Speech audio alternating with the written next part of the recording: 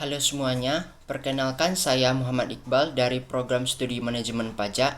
Pada kesempatan ini, saya akan membahas materi komunikasi perpajakan dengan judul Ruang Lingkup Studi Komunikasi Perpajakan.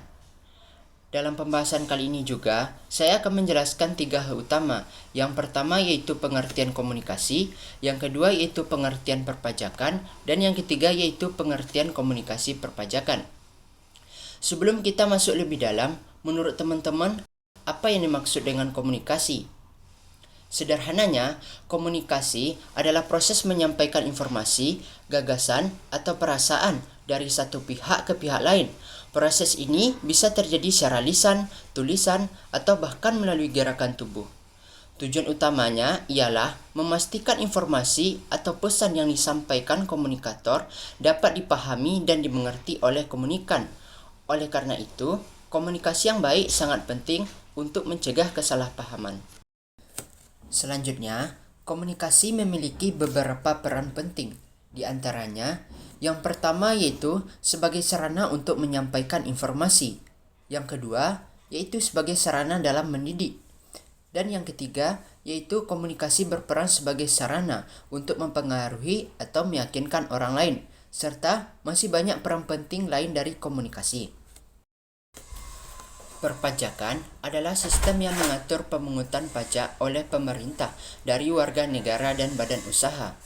Pajak merupakan kontribusi wajib yang harus dibayarkan oleh setiap individu atau badan usaha kepada negara, bersifat memaksa sesuai dengan ketentuan undang-undang, tanpa adanya imbalan langsung. Artinya, meskipun kita membayar pajak, manfaatnya tetap dapat dirasakan secara tidak langsung melalui pembangunan infrastruktur, pendidikan, layanan kesehatan, serta berbagai fasilitas publik lainnya. Lalu, apa itu komunikasi perpajakan?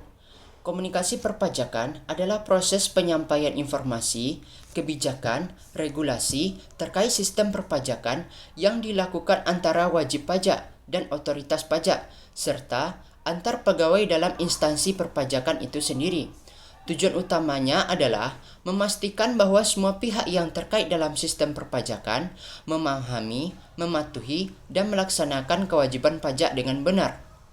Dalam praktiknya, komunikasi perpajakan terbagi menjadi 2 jenis, yaitu komunikasi internal dan komunikasi eksternal.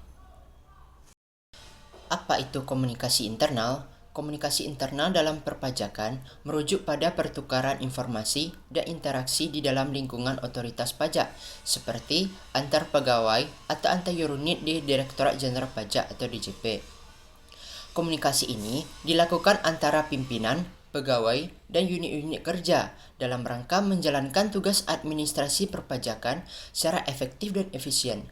Tujuan utama komunikasi ini adalah untuk meningkatkan koordinasi, memperkuat pemahaman antar pegawai, serta memastikan penerapan regulasi yang konsisten dalam pelayanan perpajakan. Nah, teman-teman, selanjutnya yaitu apa itu komunikasi eksternal?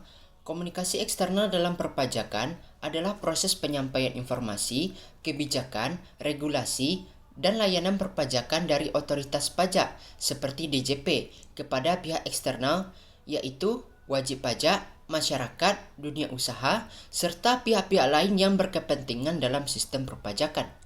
Komunikasi ini sendiri bertujuan untuk memastikan bahwa seluruh pemangku kepentingan memahami kewajiban dan hak mereka, serta meningkatkan kepatuhan dan membangun kepercayaan publik terhadap administrasi perpajakan. Sekian presentasi dari saya ucapkan terima kasih.